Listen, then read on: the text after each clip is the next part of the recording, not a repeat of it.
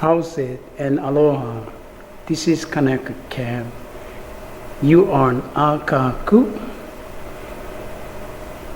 You'll find me on Kanaka Cam YouTube.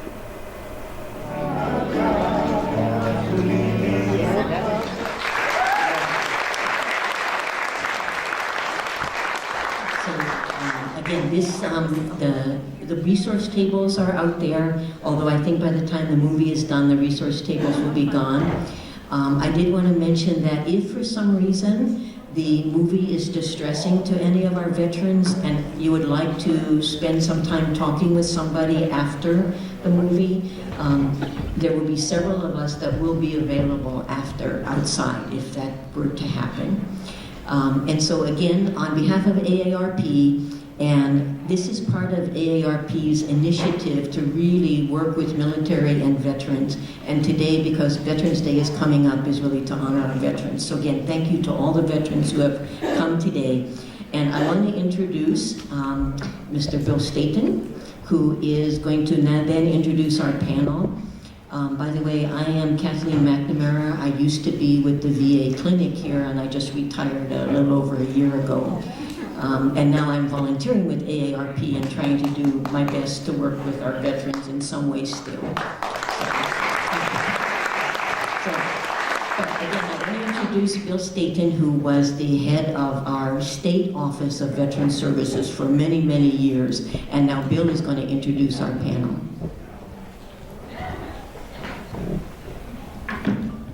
Thank you very much, Dr. Mack. And that large bottle won't be too obtrusive. Aloha kako, and I really am grateful to see all of you here today. Thank you for coming. And a special aloha no to our veterans and their military families that may be here, and our veteran families that may be here. We want to thank you for your service. That's what this event is about today. And with that in mind, I'd like to begin by asking those of you who are veterans, could you please stand and be recognized as the veterans that are here today?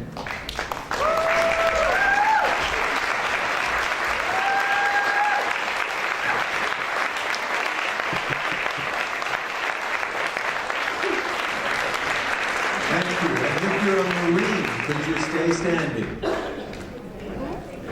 If you're a Marine, please stay standing. It's not because I'm going to pick on Marines. But this Saturday, a very overlooked holiday, is the Marine Corps birthday. And it's the 243rd birthday of the Marine Corps. So happy birthday, Semper Fi. Hoorah.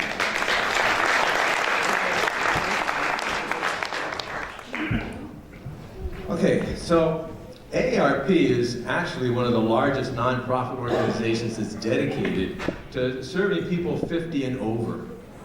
We serve in so many ways that we want them to be able to age with dignity. And in doing so, we have many programs that we've designed. Some of those programs are presentations, some of those programs are like what we're going to have today, a very special program with people from our community that serve our veterans. It's an interesting fact that I discovered was that with the 38 million volunteers that AARP has throughout our nation, it obviously has a very large presence in the country, but 4 million of those are veterans. 4 million veterans got out of the service and wanted to keep on serving. And there's a program that AARP does which talks about helping people with their taxes. It's like over 3,500 volunteers that help people get their taxes prepared every year, and that was started by a World War II Navy pilot. He also happened to have been at that time the president of AARP. It's no secret, well it is a secret because I don't think many of us know this, so it's no surprise that so many veterans are involved in an organization like AARP because we do our best to serve our community. I myself am a Vietnam vet, and I know I've seen many of you that are in here today, and it's great to have you here. If you haven't had a chance to sign up for AARP, please take the time to do that. You'll get notification of things like this event more quickly than other people do. And as you know, if you're not a member, you can come to these events anyway. But we'd love to have you as one of our members, and then there's opportunities to serve. So I'm going to move into our panel, because we are getting short on time already. And we have a good cross-representation of what is out there for veterans to go to and get good service and good care. Right here we have, I almost said Sherry's last name wrong, Ghanem Wright, Sherry Ghanem Wright. And so Sherry is now heading up our Office of Veterans Services here on Maui. And then next to her we have Julie Patry. Julie is a social worker with our community-based outreach clinic here on Maui. Okay. Fan clubs, what can I say? So, and then next to her is Mark Levno. Mark is a combat veteran himself and the team leader that we have at our vet center. And then last but not least, we have Aris Benhamad, and Aris is heading up our somewhat new to some people, but it's actually been here 10 years. 6. I was pushing it. We want 10 and more from the UH Maui Veterans Resource Center. So great to have you here, Aris. Thank you. So we're asking our panel members to, as they see an ability to answer these questions, you don't have to answer them all. I'm sure you want to answer at least one. We have 3 questions, and we're only going to take a couple of minutes, each of them, to answer the 3 questions.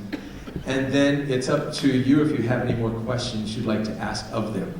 So the first question, it's in any order really, but anyway, the first question has to do with post-traumatic stress disorder, which people also refer to as PTSD.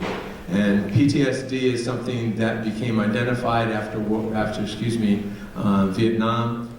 It's been around as long as there have been volcanoes and tidal waves, and PTSD's just been there, but people didn't know what it was. Vietnam pushed the envelope and they had to find out, why were we still dying? So I'm curious, what's different today in treating PTSD and caring for vets with PTSD as opposed to when other vets before, like myself, came home? The next question has to do with getting benefits from the VA. People talk about how that's a difficult process. How is it made easier by things that you're aware of to get both the VA benefits as well as the VA medical care? And then the last question has to do with the fact that you may not know it, you may not think of it unless you're part of a veteran community, but veterans are really very different. We think differently than other people do. Some of us because we're disabled, and others because just being in the service gets you thinking in different ways than other people think. And as a result, it's hard to change that behavior. It's hard to change that way of seeing your world. So we're our own community. So there's advocacy services that are out there if somebody immigrates into our country. Totally appropriate. There's advocacy benefits out there if somebody is disabled. Totally appropriate. We can see these kind of communities and more, and we understand why there's people who advocate for them. They need to have some help in navigating the society that we have set up to meet the average person, their needs. What's out there to help advocate society as we have it set up for veterans? So 3 questions. You may take any one or all and start to chew in 2 minutes. So who would like to begin? And the microphone is there, so you don't have to yell, and these poor people in the front get blasted away. Let me start. Great, thanks, Mike. Is it on? Is it on? Yes. Yes? Okay. So let me say just a little bit more about what Bill was saying about PTSD. So when we look back over history, probably it's been there forever. When people encounter very stressful, life-threatening events, it tends to stay with them long afterwards and affects their behavior for a long time. It wasn't until 1980 that the mental health community first created the diagnosis of PTSD And at that time, they didn't have too much ideas about what to do for it. So it was, we gotta start someplace. Let's create the diagnosis and start researching and start seeing what we can do. We've come a long ways since then. So now we have a lot more programs that are called evidence-based practices. So these are approaches to treating people for PTSD that have been researched, studied. Sometimes they're very kind of codified, a very definite process to go through, different than kind of open-ended counseling. So that's a big change that's happened over the years. My perspective is that a big part of treating PTSD is giving people an opportunity to talk through what they actually experienced and what that meant to them. So in a stressful situation, a lot of times you have to push all that emotional stuff aside in order to cope with what you're facing. And we like to think that that's gone. We don't necessarily want to go back and think about it and remember it because it wasn't that much fun the first time. But it seems like going through that and coming to terms with what it is that you experienced is a big part of treatment.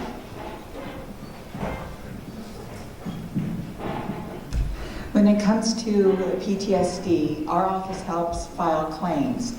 As Mark said, the term PTSD, and as Bill stated also, is fairly new.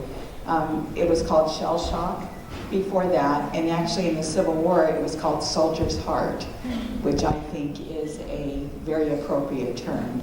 A lot of veterans do not want to come in and file a claim because they don't want people to think that they're somehow, number one, they don't want to talk about it.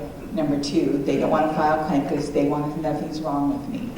But if you have a soldier's heart, rather than PTSD, if you view it that way, and you have different symptoms and things that bother you, you can file a claim for that. And there's treatment providers. Our office helps file the claim. That's what we do. So if you think of it as I have soldier's heart, and I have good days and bad days, these are what my bad days are like, and might find it a little bit easier to start considering filing a claim for PTSD. Thank you, Joe. I just wanted to add, what the resources are. So if you feel like you need support or, want some assistance with PTSD, that either the CBOC, the community-based outpatient clinic that I work for, has mental health services, but also at the Vet Center if you're a combat veteran. But also there's a lot of resources on the internet anymore. And if you are an internet person, the VA has put a lot of effort into reaching out to veterans through that, because as Sherry said, oftentimes people, they're not sure and they don't want to talk about it. So that is one way to look at videos, look at information. There's so much now. There's a website called Make the Connection that's videos of veterans talking about their PTSD, talking about their treatment.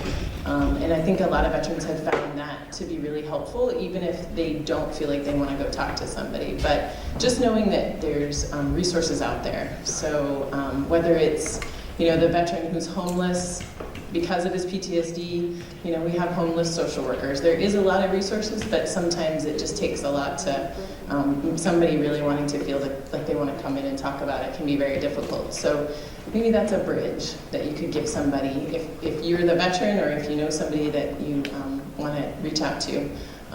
There's so many resources. I really could talk a long time about all the different resources to reach out. Well, at the college, when it comes to veterans issues, especially in PTSD, I would say all, if not most of the students that we come through our doors that are veterans have some level of PTSD, some higher than others. So from the college standpoint, what we've tried to do is we've established the BRC, the Veterans Resource Center, to not only adjust or help our veterans adjust or reacclimate to a post-secondary education so they can be among other veterans, but also to help them through some of the PTSD by helping them feel that camaraderie again in our center so they can be around other veterans. And for me as well, I help to kind of track how they're doing on our own campus, and if they're not doing well, I follow up with them. like we talked about, though, sometimes it's harder with these veterans because they may not always want the help or reach out, because I've reached out to many, but they don't always, so it's one of those things that we just have to be continuously moving forward and keep trying and reaching out to them, regardless if they're not really willing right now. We still do. There's also a lot of resources, like we talked about, many resources in the community right now, where there's other veterans in the community starting their own little groups or clubs to try to get veterans to come back together. They take them out on the water, they take them out on fishing trips, they take them out on kayaking trips. They do, they go scuba diving. There's a bunch of veterans that I know of that are doing some of these things to help these veterans with their PTSD. And I think it's helpful that we have these resources out in the community, because a lot of veterans, unfortunately, they don't seek the help. And it's they find it difficult to ask for the help. And sometimes I call it like herding cats, because we know what they need, but they don't always come. As long as we're there, the building is there, the resources are there, we'll just continue to do the work to get them through the doors and get them the help that they definitely need. So related to that, one of the things that I talk about fairly frequently with veterans is that where the VA and we are as a country with veterans, and especially in terms of PTSD, is almost 180 degrees from where it was after Vietnam. So after Vietnam, it was 10 years before the diagnosis was even created. People didn't really know what to do for the diagnosis. And when people were discharged from the military, it was, here's your DD-214, have a good life, don't call us, we'll call you. Now, prior to being discharged, people are screened multiple times for health issues, PTSD, and those kind of things, and encouraged to get help when they see the symptoms. But the same attitude persists. Oh, I'm just fine. So some things are different, some things aren't. Just to kind of tailor off of that, it is true when a soldier is either ETSing or getting out of the military, they get put through, in the military we go through a lot of briefings. Briefing after briefing after briefing, and they call it death by PowerPoint. And unfortunately, a lot of it is this important information is put on these briefings. And when you're getting out, you sit through these briefings, hours and hours of these briefings, and half the time, if not 90% of the time, it just goes right through you. You don't pay attention to most of it, so they miss very valuable information. Most of the information is there for resources out in the community they can go to. I know personally, because when I've had soldiers who's gone through this briefing, and I said, this should have been discussed with you at your briefing about your educational benefits, about this, and they had no clue. And it's luckily for them, there's resources that can re-establish that and reconnect them to those services. But that is I think a problem, and I think the military has been working really hard to try to address that. As far as when they go on deployment and they come back from deployment, correct, they go through a lot of screening now. I'm not sure if they had a lot of screening before, but they go through a lot now. They have to go to a WTU unit, a war transition unit, where they get assessed. And if they don't find you feasible, ready to go back home, you can't go home. You stay at this facility. They come visit you, but they do a lot of this, and they treat you. A lot of soldiers, I knew all of my friends who were gone and got deployed, it was like, before it was like a checkbox. Yeah, I'm fine, I just want to go home, when they weren't. I've had many of my close friends come back from combat and they weren't the same, but they were let go, and we're trying to get them back in. So it's been better, I think, with this new generation with the Afghan and Iraqi war. It's been a lot better in Desert Storm, but I think there's still a lot of holes. A lot of veterans are still falling through the cracks. But then it takes two to tango. It takes these veterans to actually get the help, and the military is doing their best to offer and provide the assistance and the resource. So it takes both parties, I think, to really address this issue. But as far as the military stands for, I do feel, I've been in the military now 25 years, and I've seen a lot of progress come with regards to this issue. And I think we've done a lot of work. I think we have a lot more to improve on, but we are offering a lot of help to these veterans, these younger veterans that's coming out. So I just hope that with help like this, if you have veterans you know of, younger veterans, I mean, they're the worst ones, I think, sometimes, because they don't think they need help when they need a lot. So. One thing our office has noticed as well is that a person who comes home, my age, I'm in my 60s, somebody comes home and then they work their whole life, then they retire, and all of a sudden they have symptoms that are popping up that they never noticed before because they kept 2 steps ahead of everything that was going on. So if PTSD is not age specific and it's not within a year of service, so sometimes it pops up at different times. So you can seek resources at any time from any era. It does not have to be also a combat. I have a lot of veterans that say, I didn't pay the ultimate price. I hear that 100% of the time for everybody that comes in. But when you signed your name, I will defend against all enemies, foreign and domestic. And on the other side of that contract would be, if and when you need help from us, we will help you. And I would encourage the veterans that are here today, or veterans that you may know, to remind them of that.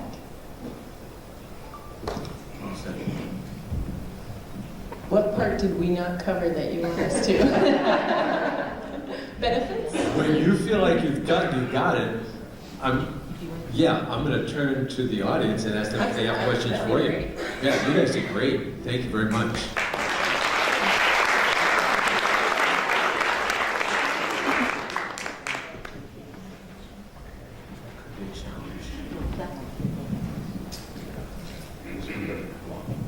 Yeah, so if anybody has questions, it's kind of hard, we're blinded by the lights, so if somebody wants to ask a question, and if you stand up, I'll bring the mic so that you can be heard. Calvin. Aloha. Hello, Kathy. Did you want to ask a question? I went to administration and they gave me one after effect, so they won't pay my bill. They gave you an after what? My injury, it was taken care of on the Big Island, and then to take the stitches off, I came home to Maui. Then went to the VA at CBOC, and the lady at administration says, after effect don't count. After the fact. I see. So did you actually have those stitches taken out Yeah. by someone else other than the VA? No, from the VA. Oh, okay. This sounds like an appropriate question to be taking to the clinic, and Yeah, so you wanna address it? check in with Julie. Yeah, so I'm thinking maybe, are you able to stay till the end of the movie, Julie? Outstanding. Yes, So so after the movie. please see Julie right after, because she'll give you the immediate right answer, okay? As opposed to us trying to make something up. Mark, you had a... So, gentleman's question relates to something that I see all the time in one way or to the back row. This relates to something that I see all the time. So the VA is a huge bureaucracy with different parts and very specific ways of doing things, and sometimes in the middle of the process they suddenly switch and they do it another way. So just negotiating the VA can be a challenge. So that's why having someone who's on the inside in one way or another, like Julie, to help you figure out what's going on. Okay, what do we do now? What's the way to approach that is very, very important. That bureaucratic part, when people bump up against it, lots of times gets really discouraging, and they say, why should I bother? This is just making me more upset. But there are answers. It just takes some working and some patience. So as we're getting closer on time, actually, Dr. Mack, I was going to ask, is there anything else that you wanted to make sure got said? So actually, Bill, if I could interrupt, because there's Oh, one thing please. that, You saw one more because I question. know so many people here are not veterans, but I just want to emphasize how important the family is, and I think everybody up here, many times, the only way that we've seen a veteran is because a family member has been concerned enough that they would bring the veteran to maybe Sherry's office or to Julie, to Mark, and I think from Aris to bring them from the college to the clinic, for example. So I just want to say how important it is for the family to be involved, even if you don't understand what's really happening. I think Julie mentioned that website called Make the Connection. I used to do a group for the spouses of the veterans with PTSD, and I would use that because on there are small videos that also, it's from the family's perspective or the spouse's perspective, and it really kind of shares what it's like to be a family member living with someone who has post-traumatic stress disorder. And it's really helpful. So you can go on that site, or just ways where you enter, is it a veteran from the Army, or is it, somebody that's from a different era, like, is it Gulf War, for example. So I just want to mention how important it is to have the family involved, not only to bring the veteran in, but then to stay with us and to help us, because the veteran is only with each of us for a small amount of time, and then goes back to all of you.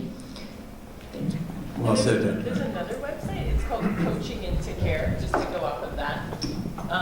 There's a website and a service called Coaching into Care, and it kind of piggybacks off what she was saying. It's actually for family, friends, concerned family members who, maybe you have a family member who has PTSD and is refusing care.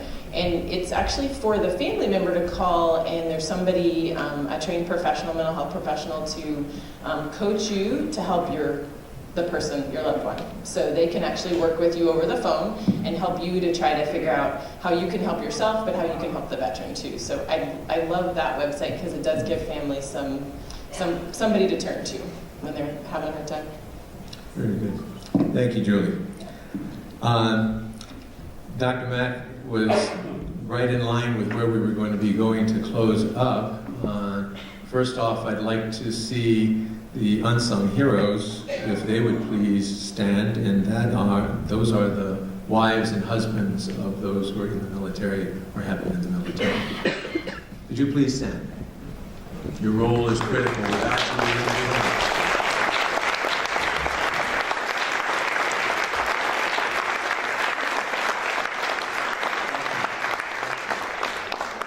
Thank you for your service. It was mentioned that the thing that's changed with PTSD is people get care for it sooner than they used to because they didn't even know what it was. The reality is when we came home from Vietnam, it took 22 vets a day dying before the government started realizing we weren't complaining. There was something real going on.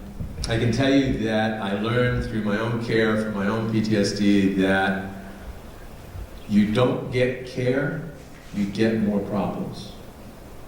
The longer you wait to get the help, the greater the problem becomes. And since most people can't grasp what's going on in the brain, just imagine you broke your leg, but it didn't get fixed right. And you kept walking on it.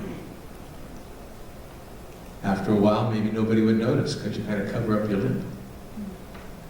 But your body knows. Your hips know. Your neck knows. The problems get worse. And trust me, a broken leg 30, 40, 50 years later to fix, that's headache.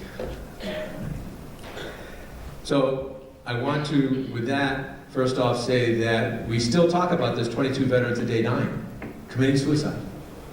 What? But I was very fortunate because of a program that ARIS brought here to Maui, bringing in the president from the American Student Veterans of America. That president was himself an Iraq, Afghanistan vet. And when asked about that question, he said, that 22 veterans a day that are dying today, 85% of them are 65 years and older. Those are still Vietnam vets. Vietnam vets are still killing themselves. They worked and they worked and they worked and they worked and then they retired. I was a workaholic, I can understand. And then all the problems come. And then you don't know what to do. And then everybody thinks, what are you complaining about? So please understand that when we get the right help at the right time, we live longer, we live healthier, we live a better quality of life. And with that in mind, good, Dr. Mack is still here. I want you all to understand that Dr. McNamara, as a psychologist with the VA, helped countless veterans not kill themselves. Help.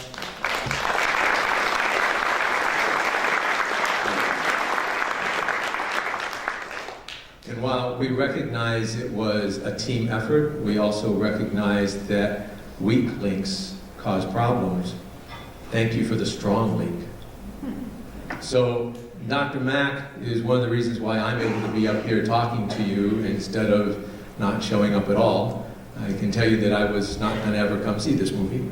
So when she asks you if you have any problems, seek some help afterwards. You got some great people up here. Talk to somebody. If you can't make it through the movie, talk to them. I'll just squeeze my wife's leg a little bit harder. But it could be a difficult movie, but I'm here because it's important that you understand that people do get better. The sooner they can get in for help, the more likely they are to be healed. So with that in mind, we're going to shift now to our movie. I want to thank the panel again. When